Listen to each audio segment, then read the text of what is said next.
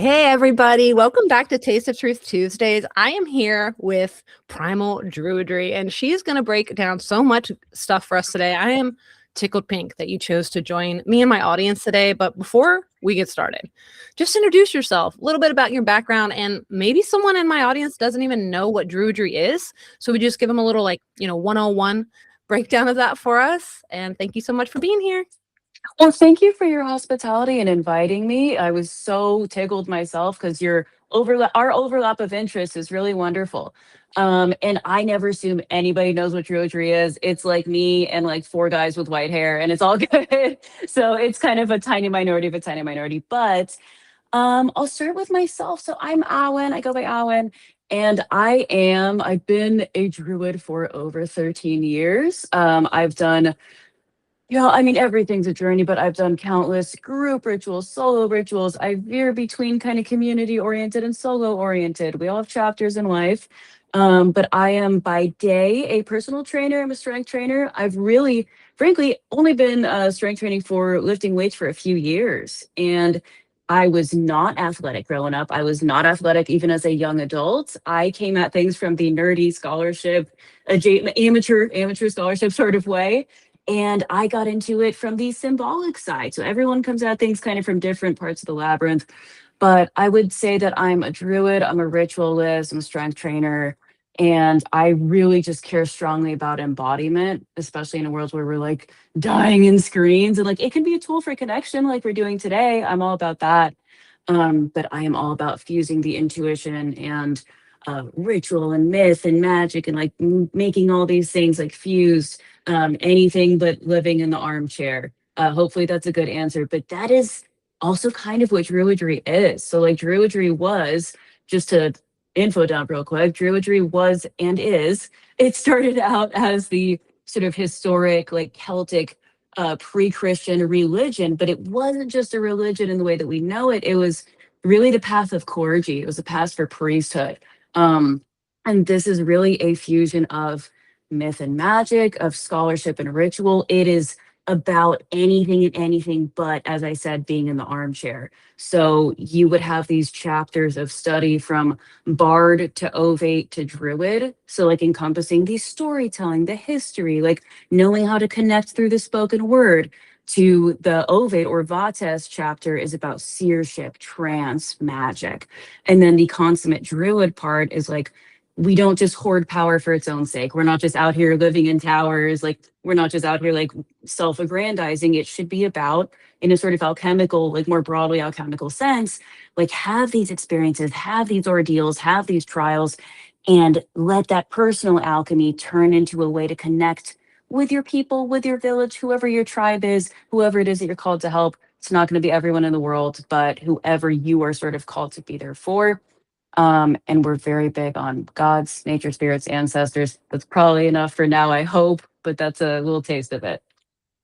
Yeah, that was awesome. And my audience probably heard like ding, ding, ding, a lot of the similar crossovers in my interest as I've been a personal trainer in the fitness industry for 20 years, which is crazy to think. Amazing. And yeah, I love that you came in from a totally different angle. Like I grew up doing ballet, tap, jazz, tennis. I sent you a background of my circus performing, my fire dancing. So I did that for 20 years as well. And I'm actually writing a whole series about the wisdom of participation, which is why I wanted to talk about embodiment, because I haven't dropped those episodes yet at all, but they're here.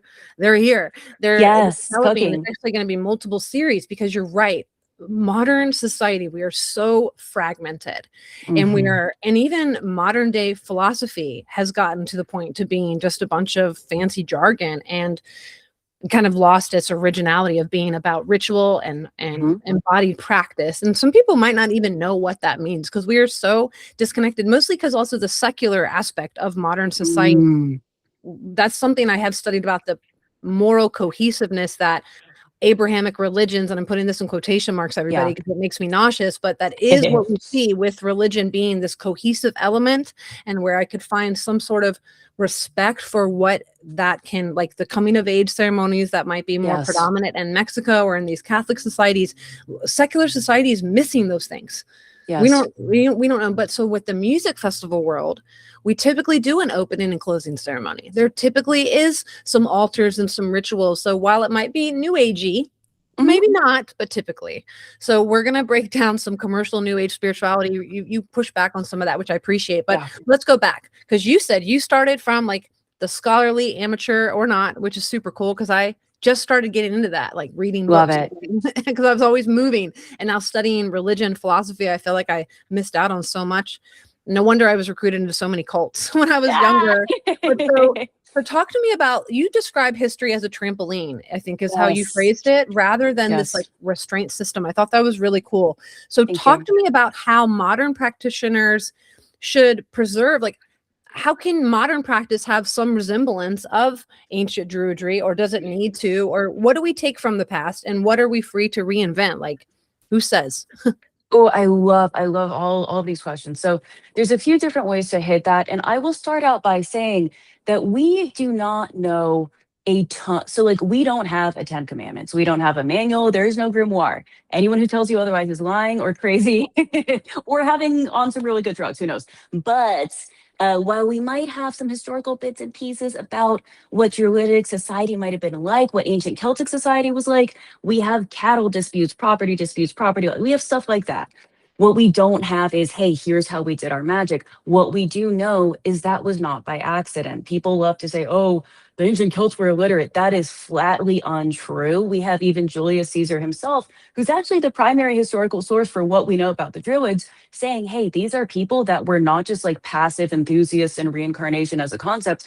They were fans of Pythagoras. They were like using the Greek alphabet to like write down their grocery list. Like these were literate people. So this was a conscious choice. And what we know about them is that they explicitly were against, writing down their magic. There was a taboo against using the written word as a crutch, because every single thing that we know from this sort of like tertiary, like, hey, Caesar's saying this, that they could write, but they chose not to. Or we look at the myths and the lore and we're like, oh, here's this repeated experience, of ordeal, of adventure. There is a mass, and if you look at, some of the precious few sacred poetry that we have, I'm constantly referencing the Cauldron of Poesy, or the Song of Amergin, where it explicitly goes into ordeal, experience, living life for yourself. Literally anything is better than staying at home.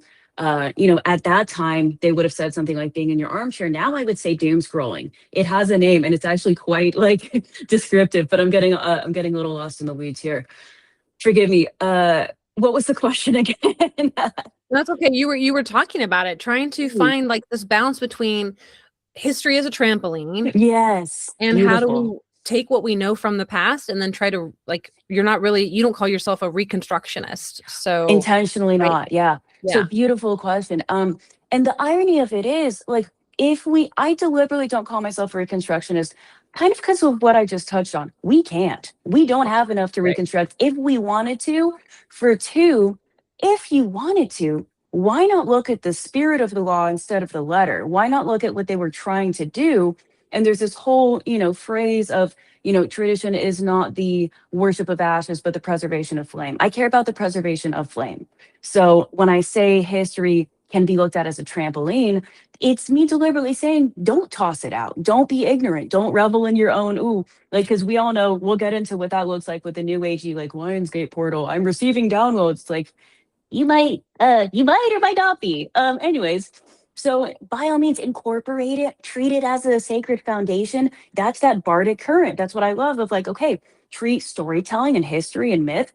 That's a foundation for where this might have come from. But the point was never to stay frozen in time. The Druids, the OG Druids back in the day, they weren't looking to, the caveman times. They weren't trying to escape to their past. They were facing the world as it was for them. So if there's any kind of real point in real practice, real magic now, it's to be inspired by the flame of that, the spirit of it, and it should be tools to navigate our world as it was for them. So I have full respect for people who take the scholarship aspect very seriously. I think that's very important. One of my own mentors is literally called like the godfather of Celtic Reconstruction. His name's Murtaugh Doyle. He's amazing. And, we've had our several back and forths where I'm like explicitly, he's sort of like a face of Reconstruction and I'm almost like a iconoclast of it. But we actually are on the same page because we're doing the same thing. I think people get caught up in these labels and these, Yeah. ideas. And that's so not the point. Druidry is about like learn and have that bardic current, but then go live it, go embody it. Yeah. Yeah, that was well articulated. And I think that's really important. It is very easy to get stuck in the weeds. Like facts Yeah. don't heal the tracks is a phrase that I learned in my deconstruction Mm. journey because you can get so caught up in like analytical. I was just having a conversation with a friend about and maybe that could be for me, childhood, developing hypervigilance, always trying to figure stuff out because I'm constantly seeking certainty, and that is an illusion in itself. Wow. So I think, well, there may be some things that are certain in life, but it's, trying, like you said, to alchemize the difficult process, like the feelings and the difficult experiences that we're all going through and will continue to go through as we age. So let's dive into that in regards to like criticizing new age spirituality, because that's something we've been doing here the last couple of weeks on Taste of Truth Tuesdays. As I have come from the new age spirituality, we've been speaking about how nonsense it is to say that we have to rise the consciousness of Earth, that it's like my responsibility to rise the vibe and save, and all of mankind is heading towards the same universal principle. It's basically, it's like the Abrahamic worldview recycled. And I tried to break down why heathenry is so different, and some people really have a hard time seeing the philosophical differences here, but let's try. So you have criticized both historical reenactment, which we just kind of touched on a little bit. Well, it's not that you're anti them. It's just you've provided why you're not that. And we've also pushed back on the new age spirituality, the crystals, like you said, the Lionsgate 888 download. I know that all too well being in the music festival scene. And so what do you think that like both of these sides are misunderstanding about that living spiritual practice? Yeah, I mean, so I really just see them as two expressions of extremes and really like people kind of fundamentally, not that like I never want to sound like I'm putting myself above anyone or I'm so much smarter and I'm holier than I'm just some chick. I'm whoever. um, but these are people that are both kind of probably not checking different expressions of the same baggage, where it's like they fundamentally still have the same very Abrahamic, probably very Christian idea of what religion and worship and a relationship to divinity is, or a lack thereof. And both of them are just kind of heavily reactionary. Like one of them is like, okay, I almost see a lot of the Reconstruction types, unfortunately, and this is no offense to them. It's like they're trying to play this respectability game of like, oh, if I have a big enough stick up my ass and the Christians will take me seriously. They never will. And who cares, by the way? Who cares what they think? It doesn't matter. Like because they're the part that I can relate to, they are justifiably afraid of seeming like these kooky new age people who, as well intentioned as some of them might be, that's what happens when you completely let go of any structure, of any need for any basis in anything. Because I'm just saying, I'm not putting down the scholarship. I'm saying it shouldn't end there. The point was never for it to begin and end, because then it's an intellectual exercise. And that's not what I'm doing. That's cool if people want to do that, but that's not magic. Magic is alive. Um, so it gets so lost in the weeds that there's no serious basis of scholarship. There's no connection to anything larger. And also like it becomes very self-aggrandizing and egotistical because it's like, oh, cool. I'm receiving downloads. It's all my power. It's whatever I say. And it's like, no, dude, you're like spiritual psychosis is a real, religious psychosis is a real thing. And even if it's not full on psychosis, if you don't know the difference between like, meditating and trance or like different altered states of consciousness, how can you tell between the voice of a god and just wish fulfillment, you bouncing off the walls of your own mind, maybe actual psycho, maybe narcissist, whatever it is. This is where I actually am I think I look a little scarier online than I am in real life. I'm a little boring in how I think people should approach this stuff. Not that I'm telling anyone what to do. I am all for take freaking years meditating, take years working your way up so you can tell the difference between, again, the wish fulfillment, insecurity, whatever in your own mind. Because it's not that gods aren't real. I'm very theistic, but this is how that kind of stuff gets to you when you can't tell the difference and you're just like, I'm so great, I'm gonna raise everyone's vibe because I'm so awesome. It's like we're all kind of nobody, but for sure. Yeah, you're right about that self-aggrandizement or spiritual narcissism that can come from it. One of my old roommates, I think I talked about it with Tina Kay on her podcast Mm, about how there might be like a Netflix episode dedicated to this chick one okay. day because she is like a classic. She's got all the traits of a cult leader and that, Oh yeah. yes, that like self-importance. And Hmm. I am hoping to shed that like intellectual humility is something I really try to focus on for myself. And so, what shifted you from being that scholarly armchair person? Because if we're like, what took you from there? Because maybe that will help people understand like why you're so passionate about it. I love that question. I know, and by the way, I just want to say, like, I love you the way that you think. I love your entire train of inquiry. Like, you engage so deeply with topics, and it's like I'm very new to you and what you're doing, but it's really, Oh, really amazing to see. This is what I want I in the appreciate pagan that. community, of Yeah. course. And truly, like, I think it's not to toot my own horn at all, but just sincerity, because I came, I also not quite in the same way, perhaps, but I also hopped around quite a bit in terms of like, okay, maybe Taoism, maybe Satanism, maybe not, maybe like just, and I was just studying. Ultimately, I was kind of just studying different paths, and I recommend that. But I got to a point where I was interested in the depth involved with like Jungian psych and archetypal psychology and comparative mythology and like the whole Jung, Joseph Campbell, Mircea Eliade, like that whole thing, which I still inspires me greatly. And whenever people ask me for book recommendations, I'm like, honestly, start there. Like, forget Yeah. this new age shit, respectfully, go to the meat of the matter. And so I started off by just, I grew up reading, I grew up very nerdy, I grew up loving mythology, and I saw it all. I don't say mythology is fiction, I mean mythology is sacred truth.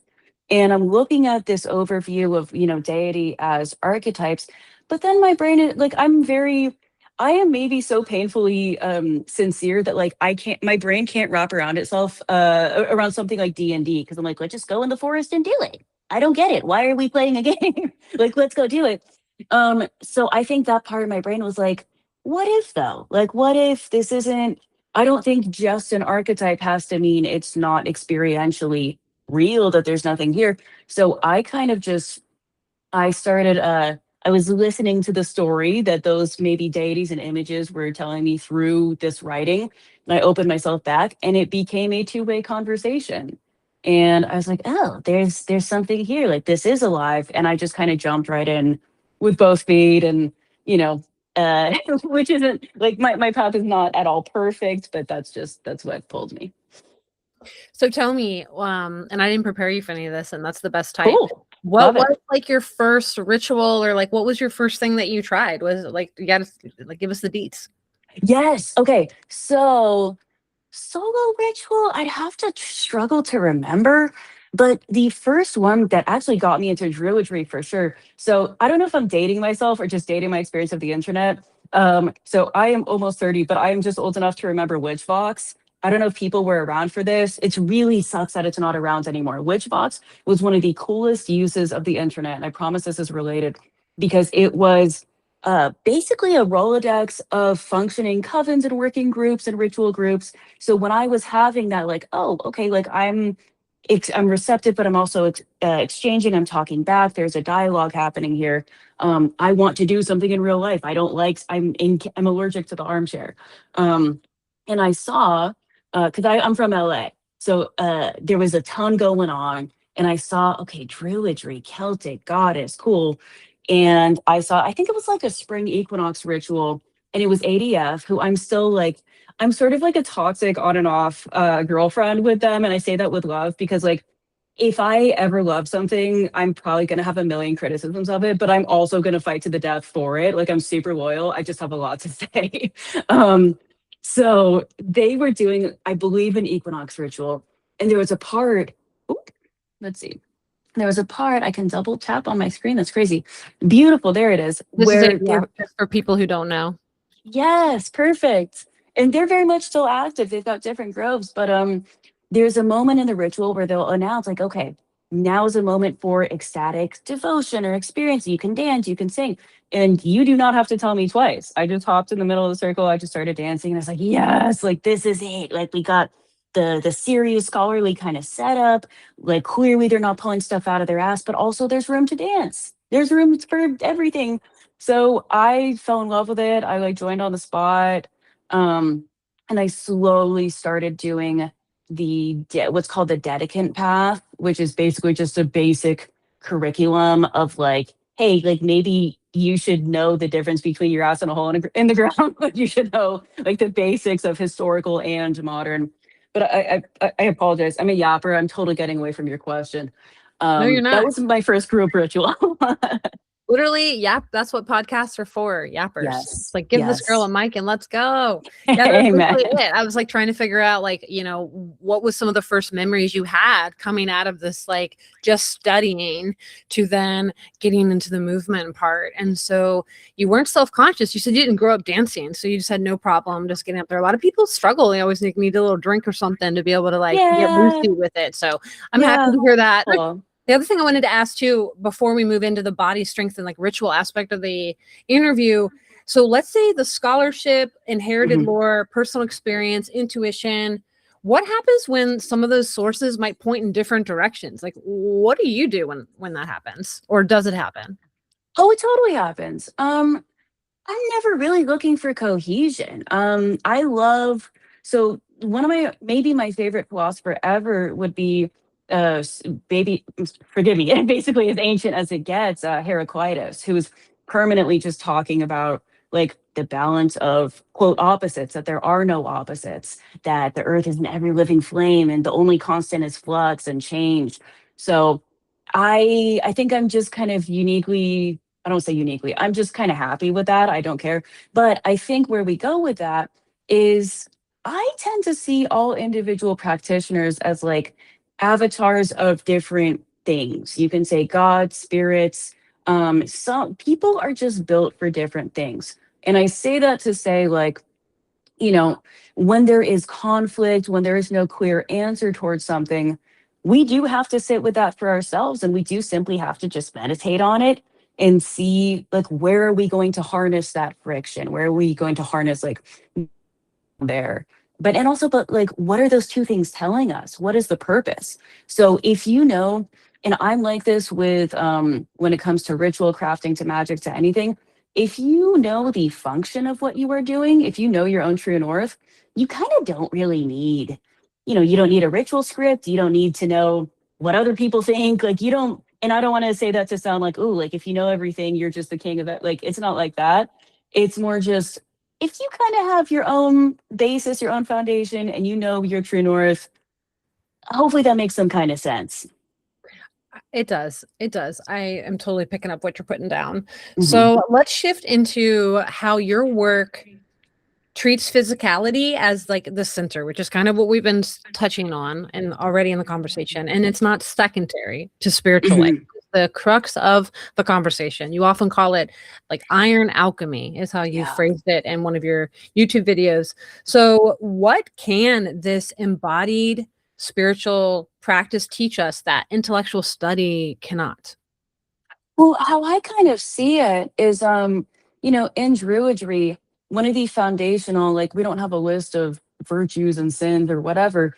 It's more just like focuses, I would say. And one of our primary focuses is just relationship, a relationship to all life.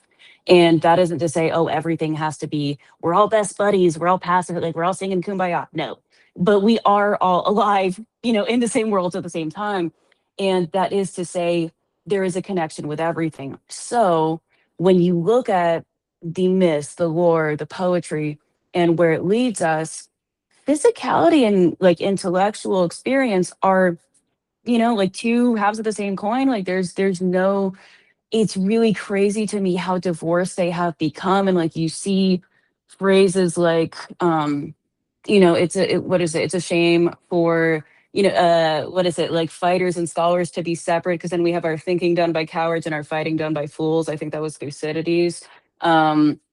And, ironically, like the Druids were on good terms, like with thinkers like that, or that kind of intellectual economy. So I say all that to say, like, I don't see them as divorced to begin with, and I just want to return people's attention to that natural connection because we all go through different phases of life, and there are going to be phases.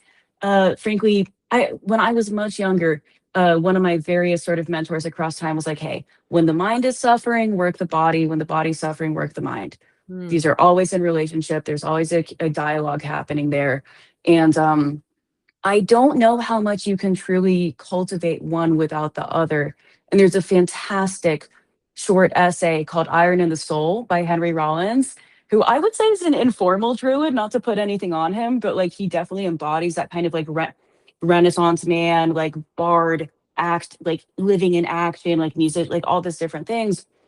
Um, and he talks about how, like people without inner strength, without sensitivity, without a poetry to their spirit, working out just exposes them as like cardboard billboards in a sense. Like it exposes them as just vanity. So not that working out is vanity in and of itself, but the same way that like magic reflects the intent of its doer.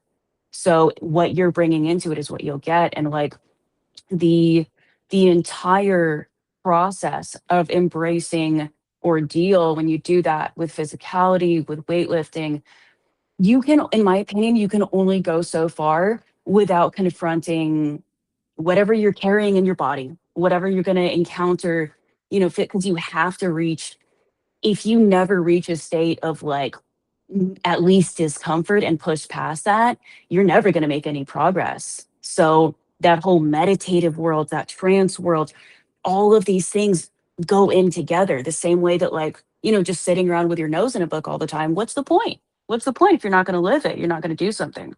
So these two things I think are just like I don't want to say they're useless without each other, but certainly not realized to their fullest potential. Okay, so I want to hear from you since you talk about how strength training can become a ritual, and I'm someone who's been doing this Yeah. for over 20 years. What's the difference that I can start to apply to where I can be working more towards like the path that you're doing? Is it something Mhm. like an intention? Are you doing invocations? Like what makes your approach a ritualistic? Oh, I mean, so just since we're both practitioners, like as conversation between pagans, witches, I know you're a heathen. I don't want to speak to 100% of how you identify, but for us, like for people that are already starting out from a magical perspective, I mean, for me personally, so I do have a strong devotional relationship to the goddess of sovereignty and the sort of pan-Celtic pantheons that I draw from the Morrigan. And to me, I mean, it doesn't begin and end just as an offering, but I see my strength training as an offering to her in large part because like she's a goddess of sovereignty. So that like people often pigeonhole her as like battle, vengeance, magic. And it's like, no, that's a means to an end. The point is to stand on your own 2 feet, to have dignity, to be able to stand up for yourself. And what leads you there is capability, whether magical and or physical. Those two things are basically the same in my eyes. So I personally will always start out before I even start lifting as just like either silently or literally intoning her title, her name. I'll just kind of I'll start doing evocations to bring her into my awareness to sort of reestablish that connection. But it's really just a total openness to the experience of like, what does the iron need to tell me today? Because I am delusional and arrogant to think that I can boss that experience around. And this is exactly the same to me as the more conventional magical kind of ritual, because you can set whatever, this is where like I have mixed feelings about intention, because you can set whatever intention you want. And you should, by the way, like we should try to steer our own shit. That's important.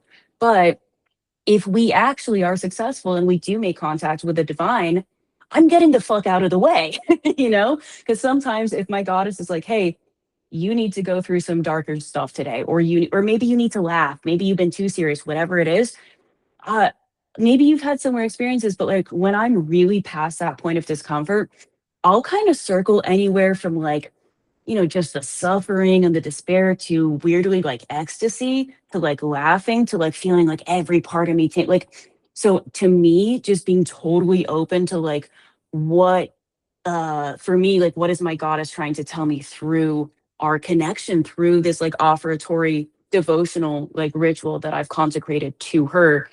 but also for the sake of, again, my own strength, my own sovereignty, because like I don't, not to sound too edgy here, but like the point of heathen worship is not being on your knees, it's making yourself as capable as possible. So I'm not going to pretend like, oh, I'm just some humble traveler, like all glory to God. Like, no, like let me refine myself, let me be worthy of reaching out to the gods, let me be worthy of my ancestors, let me try to be worthy of like reckoning with life as it is. um so I guess that's how I would start. But like, I'm always hesitant to talk about the evocation aspect because I don't want people to hear that and think like, oh, you just say the words and you do the thing. No. That to me, that's just about opening a channel for that relationship. I could care less about the words. I don't care about the external window dressing of it all. What I care about is, again, like, are you really like showing up to basically die under that iron and like get what you need to get and just do everything in your power? There's such a, I'm sure you can speak to this so much, but like there is such an initiatory magical quality to reaching failure that I'll be so serious. If practitioners, magical practitioners are at all capable, there is a whole segment of magic I don't think you can even touch until you've hit failure. Like where else are you going to find something like that? And it's not self-effacing in the kind of, forgive me, like Christian, like martyr glorifying sort of way that I see is actually unhealthy.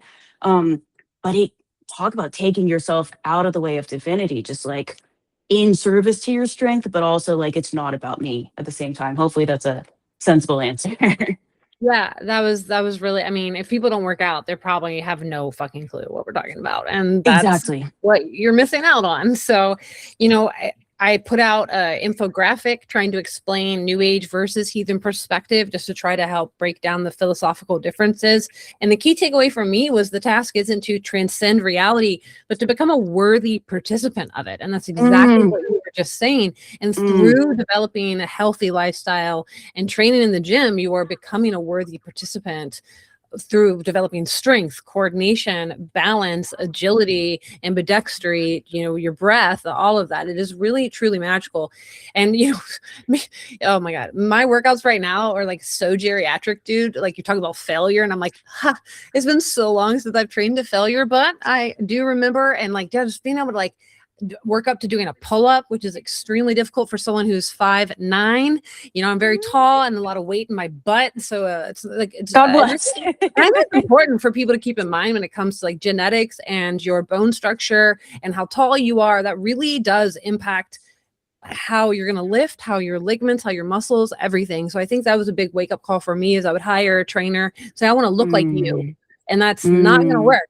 Like at all. And I was a hard wake up call I had to take in bodybuilding, is like what my genetic limitations were, and then what I had yeah. done by overtraining and not eating Oh enough and yeah. taking enough time off. So, there's a balance here. And I know that you are striking that when you're discussing this ritual and this iron alchemy. So let's talk, because you're basically describing lifting as this devotional offering. And Yeah. so it's this primary symbolic language for the psychological transformation. But do you think it sounds like you're saying that something metaphysical is also happening? Oh yeah.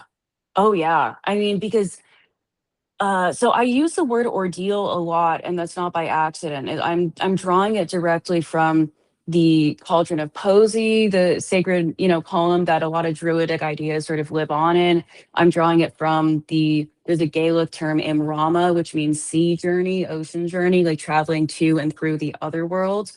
And in druidry, as I noted, there is no interruption between the body and this idea that like spirituality and sensuality and the physical are divorced from each other is totally anathema. Like these things are all together.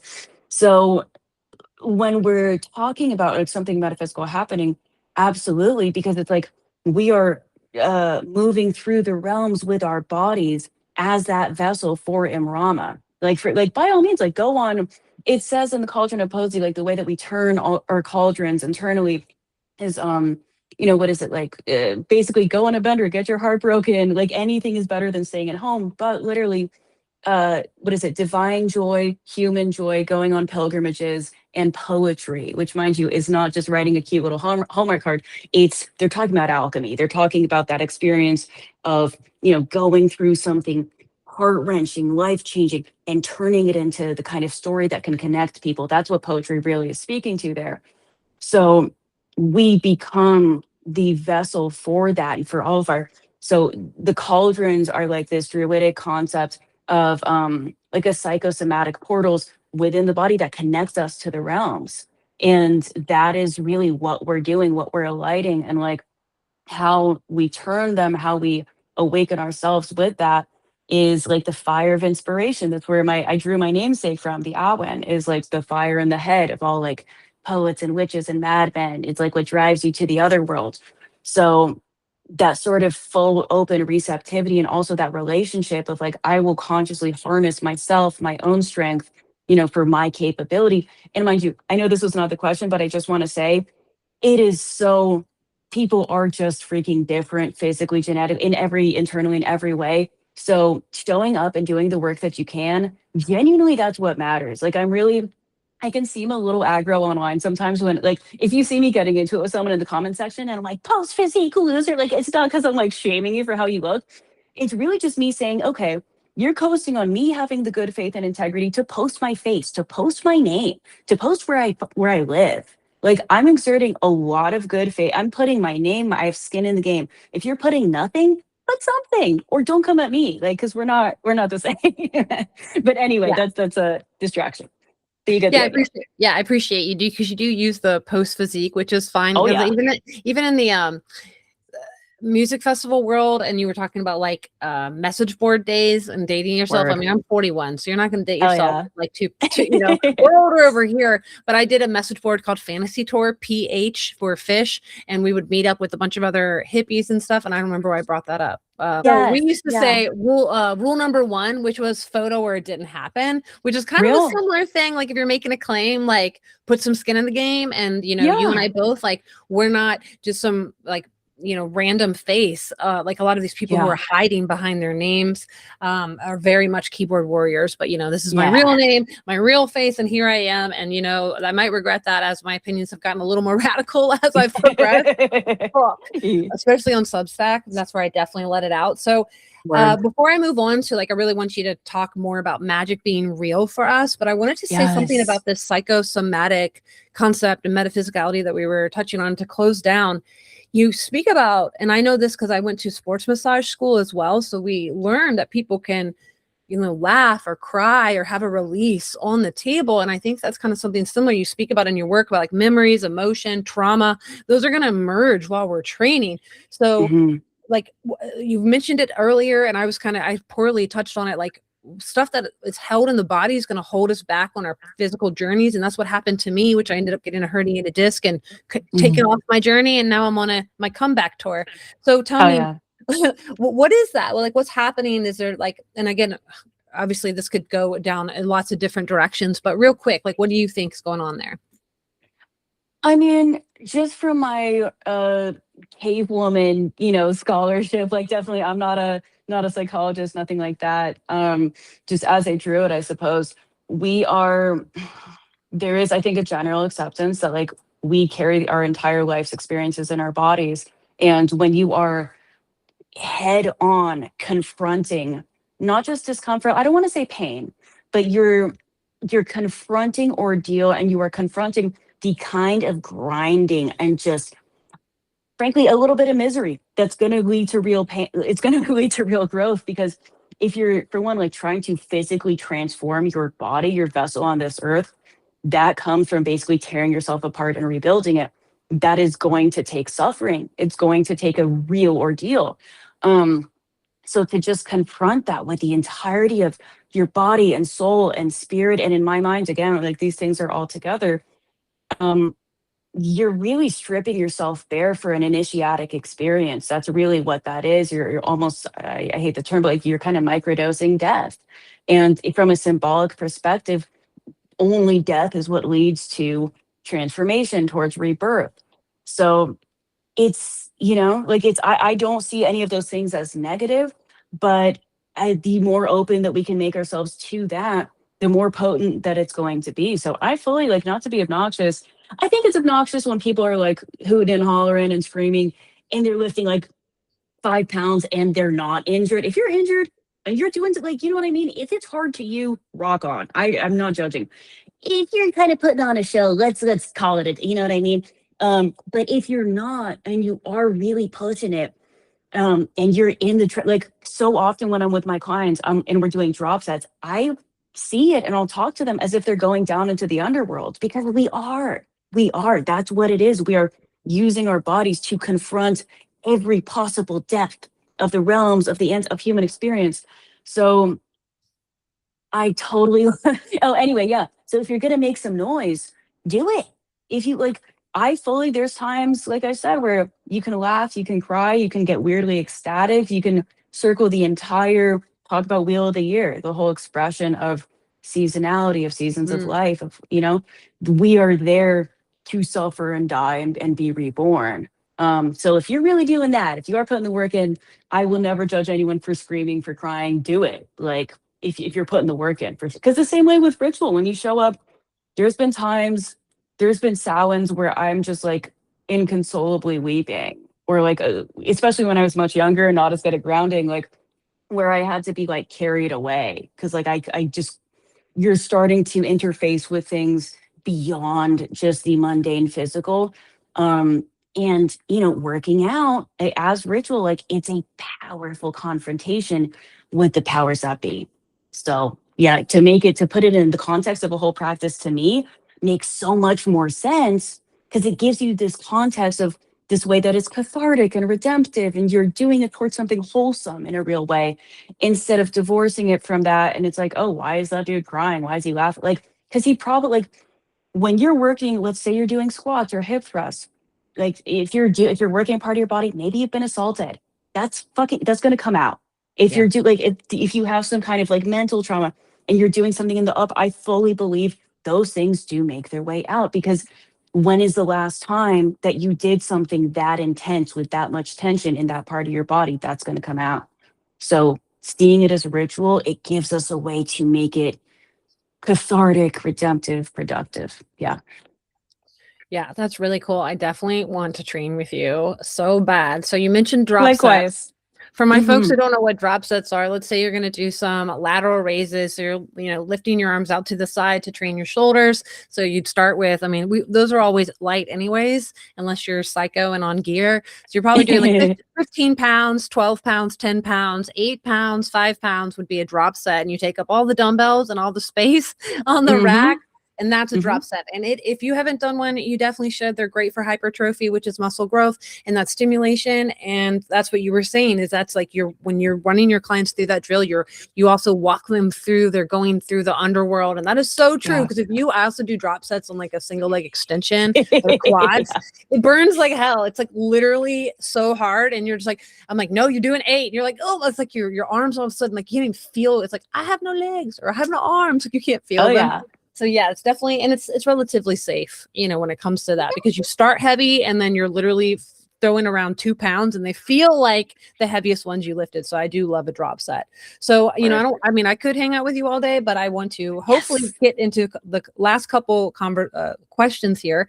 So you speak about magic being real, and I agree with you. I am definitely a proponent of this. I'm sure some people might be skeptical, and we welcome that here on Taste of Truth Tuesdays. We embrace skepticism. So tell me, when you use this word real, and we're talking magic and ritual, what claim are you making? Like, is this a combination of like psychological, symbolic, relational, supernatural, just causation? I mean, maybe a combination of them, or what do you think? The answer is always yes. Like, especially with Druidry, if there's like a multi-choice question, it's just yes.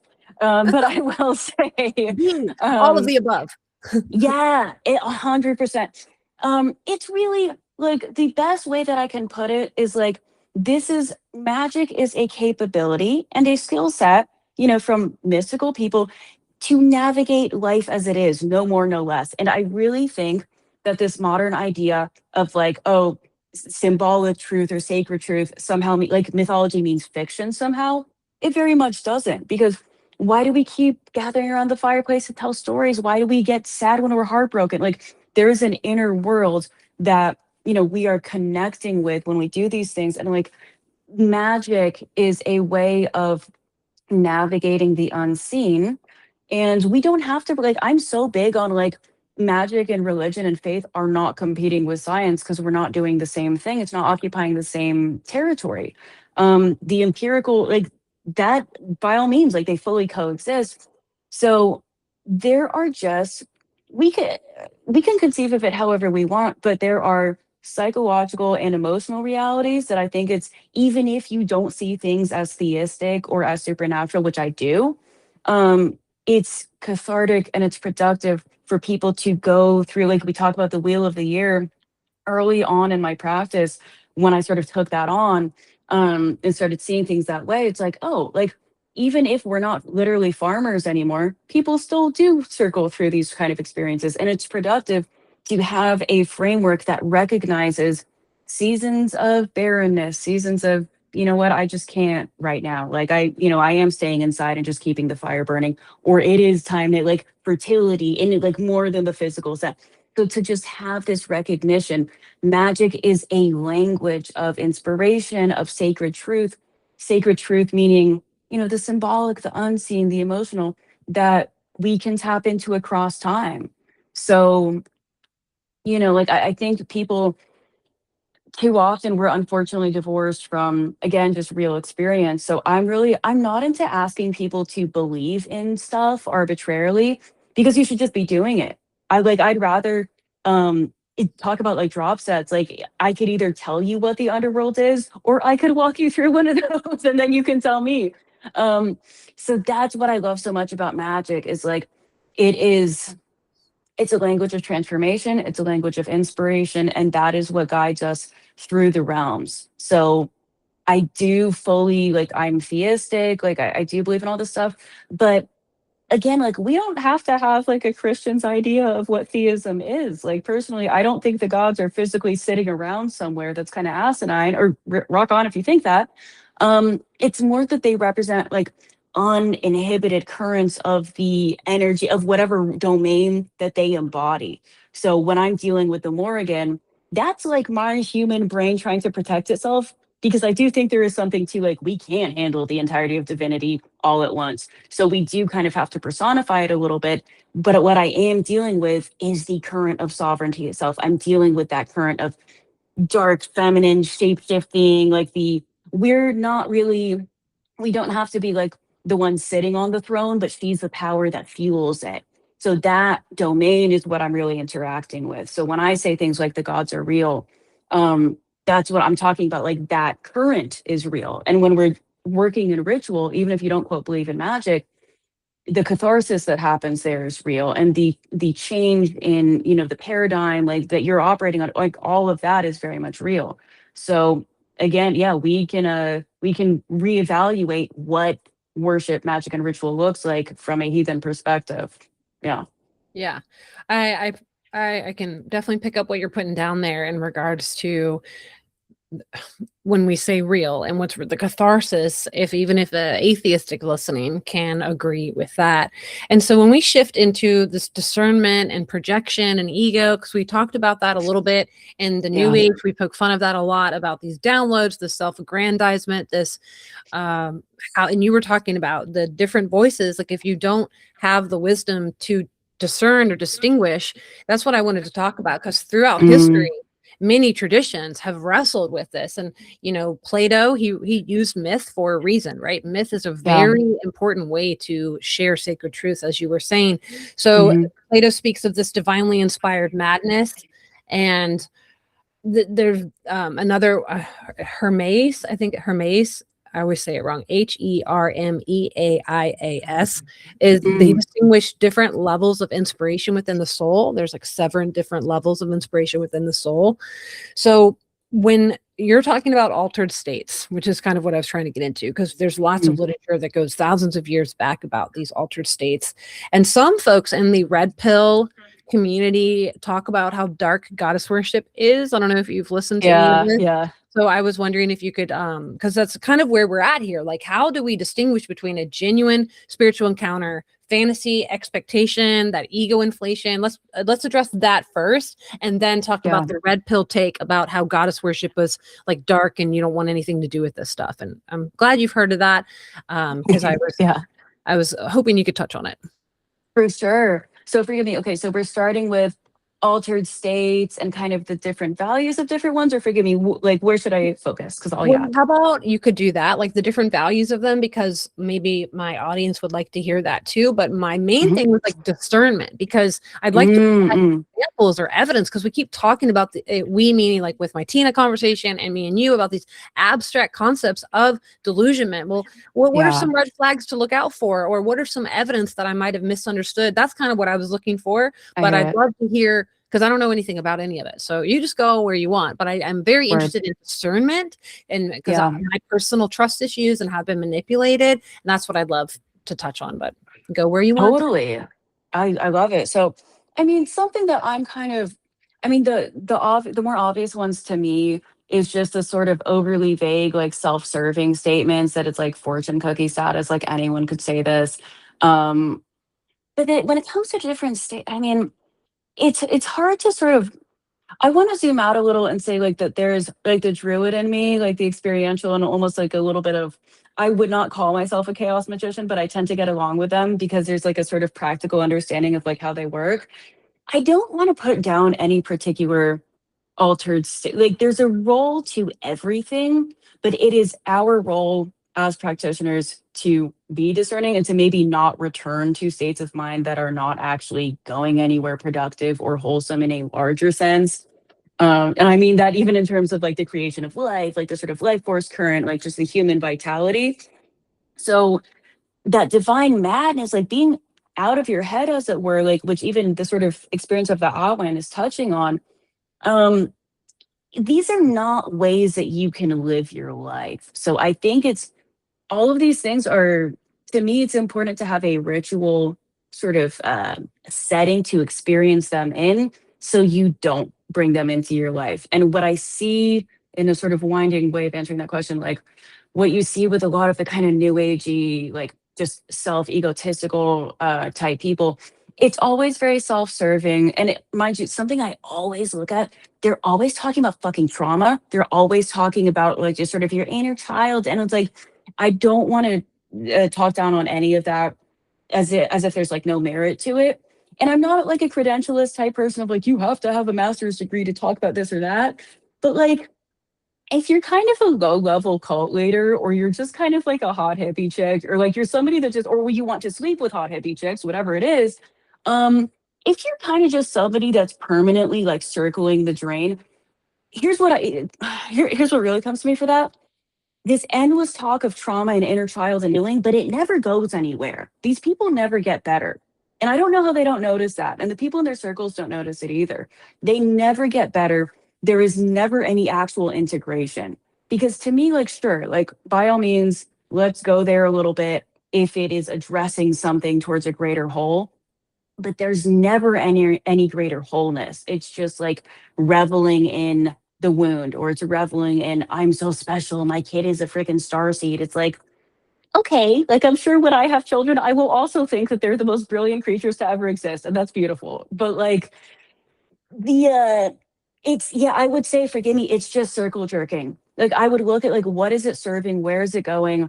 If nowhere, that's probably a freaking sign. Because there's like, there's mystery, there's a sense of like the unknown and accepting that.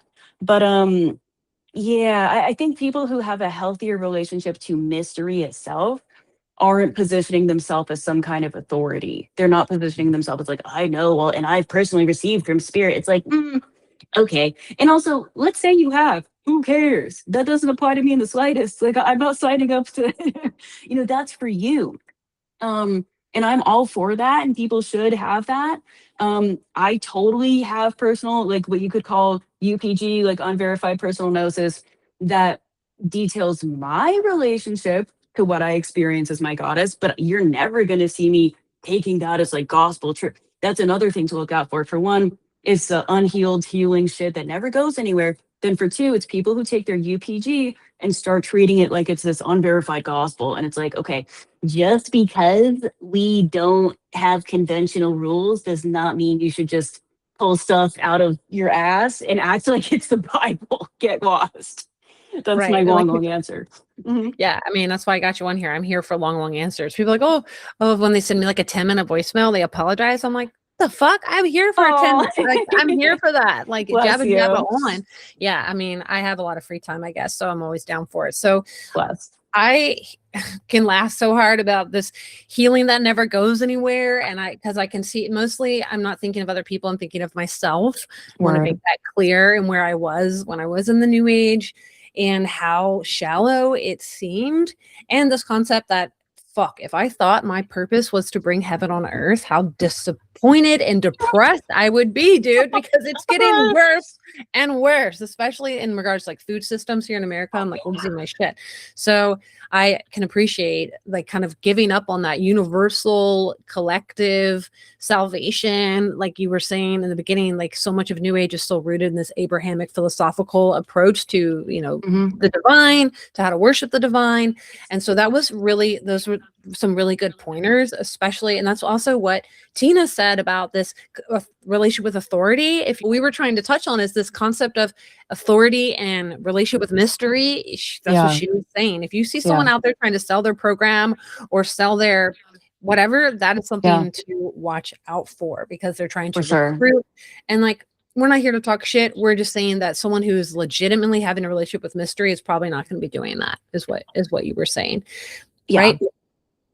Yeah. So moving on to this trance concept, because I used to do ecstatic dance, which is a no talking dance practice. For those who don't know, I know you know what that is. And I used to do it literally in Portland, Oregon, twice a week. There would be a Sunday morning dance ritual, which would be dance church. We called it. It was this beautiful, really high ceilings dance hall in downtown Portland, Oregon, with hardwood floors. And I would wear my heart rate monitor. And some sessions I would track, like, you know, they wouldn't all be that. It's very, you know, regardless of how much I'd want to have a great experience, you can't force it, as you said, with regardless of your intention. But other days I would have 1,000-calorie burn. I would be riding in like an 80 to 90% like heart rate threshold, you know, coming completely drenched. If you haven't been to an ecstatic dance, you probably will have no idea how passionate and intense it can get. But I wanted to tell you, because you spoke about in a video that'll be linked in the show notes about your trance rituals and how into it you can get. And I've popped my fibula at a place twice, dancing so vigorously, separate times, and that's obviously why you touch on how important it is to do not just strength, but mobility, corrective exercise. Like we talk about using our bodies in this way, but we have to, that's why we train. That's why we do mobility, so they can handle that. So that's kind of where I wanted to go with this trance and divine encounters, about what safeguards do you put into practice or use before, during, and after a trance, like especially for physical safety, or like consent, super big too. Grounding, aftercare, anything like that. Yeah, so I say all this stuff, and that's such a great question. Whenever I talk about the like just diving in like I do, all of this, and I really should remember to bring this up more often, because I usually take it as a given, and I forget for a lot of people it's not. So I came up with legit like traditional witchcraft. So I had a mentor that was more initiated in like ceremonial magic, which I honestly have never been into. It's just not my flavor. I've never been into like the Crowley stuff. It's not my jam. But he did that. He did traditional craft. He came up in more of like a 70s style coven. And like when I started seeking out like a real mentorship and real community, it was because I was just having experiences I really couldn't control, but I'll give little me like the props here. Like I had the good sense to know like this is not a way to live. I have to find a way to get a handle on this. So I needed to learn grounding. There's a reason I focused on meditation so hard. Protections, like, and part of why I have such strong devotional relationships is because like honestly, having a strong like patron goddess that I can call on in conjunction with ancestors, in conjunction with my own will, I begin and end every single ritual or anything resembling a ritual with laying out protections. And I have ongoing protections all like at all times. because this very much, like, there's a reason that sometimes people just get cracked. And I don't want to be disrespectful, but some people can genuinely, I've seen them lose their shit. And magic is not for everyone. I really want to say that. That's not a gatekeeping thing. That's not like a I'm better than thou. It's like, if you are not mentally in a great place, why on like why on earth would it be a good idea to bring in all of the cosmic, like all the powers that be into an already fractured person?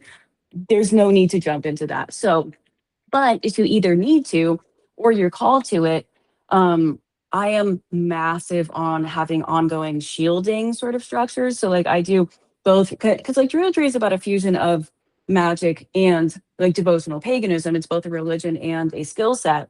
So I draw on all of that. I don't think there's such a thing as too much, because I'd be out here pissing people off. I like to get my hands dirty. Like I believe in scraping your knees, and nothing's ever the end of the world. Like I never want to sound like I'm fear mongering, like, oh, if you don't do the right kind of protection, the demons will get you and take your butt. Like, no, like it's fine. You can sort it out. We have agency, right? But like there's also no need to get yourself into more unpleasant shit than you have to. So I'm so massive on like I start every ritual the same way. I attune myself, find some kind of clarity, do some kind of grounding. And I start very much in approaching this symbolic, like sacred grove. So I make offerings first and foremost every single time. Some people think druids are overkill with this if you've been to a druid ritual, but I think it's helpful because I don't believe in like, if I need help, and this is not the only reason why, but if I'm asking for protection, why would I show up empty handed? Why would I show up like the gods don't owe you anything? They owe you nothing. So every time I do anything, and even when I don't, on my ongoing altars, I'm bringing offerings of like whiskey, coffee, cigar, like whatever I think is a good offering, and my sweat and my strain and like all the non-tangible stuff. So I have ongoing offerings with my gods, with my ancestors, with the nature spirits, with the fae. So I would say like this is something that like it cannot just be a one and done kind of thing. And sorry, but sometimes when people I'm not making fun of anyone, but anytime that people know that you're a witch or a pagan, you're gonna get those Ghostbusters calls of like, I'm getting bothered by some poltergeist, help, what do I do? And it's like, okay, we can get you out of this, but like the fact that you didn't already have a protect, like you can't just suddenly start knocking on the god's doors and asking, for help if they don't already like you. You should have it ongoing practice to protect yourself, to protect your loved ones. I keep stuff like witch bottles around all the time. Like this should be an ongoing thing. So yeah, again with the long answers, but even though you're cool with it, thank you. But that should be like on the forefront all the time for sure. Yeah, I think a lot, including myself, might not take that into consideration, especially if I was coming from like this atheistic place. You also mean that you say gods aren't real. That also means demons aren't real, or these dark entities. There's one more question I want to get to because I thought it was kind of interesting. You've talked on sovereignty and why you kind of seek out this goddess in regards to that. Wait, speaking of the goddess, can we talk about the red pill concept about the goddess before because this is my closing question, and then I will let you go about your day and weekend. Sure. Thank you. Oh yeah, so to touch on that, for one, I'm going to be so real. Like normally I try to engage more with all the nuances and I don't want to be reductive. I think it's common knowledge at this point. If you don't understand that a lot of the red pill guys hate women so much because they're gay, I'm not even being funny. It's true. Like, and I get that that's like a cliche and it's been like I'm not even trying to dunk on them. There's a reason. There's a difference between caring about men, which I very much do, and just hating women and just hating the feminine. And I am not saying all conservative men are in that camp. I'm not like zero broad general claims in that regard. But specifically, if you are a red pill dude in the year of our Lord 2026, and you're talking about this like, oh, the goddess stuff is dark, it's because you are afraid, like you won't come out of the closet. You're afraid to own, like your own identification with the female role. And I'm not, again, no funny shit, because you look at how they talk about women and dating dynamics, it's evident that they are envious of what they perceive as the female role. Because they're like, well, I want to be taken care of. I don't want to take care of these hoes. I'm the prize. You should be lusting after me. I should have 5 women and they should all be like, you want to be a pretty girl. You want to be a princess. You think you're a bad bitch, quote unquote. Got it. So of course they're going to look at, again, their percent. And again, like, our relationship to the gods does not necessarily define the gods. It's our perception.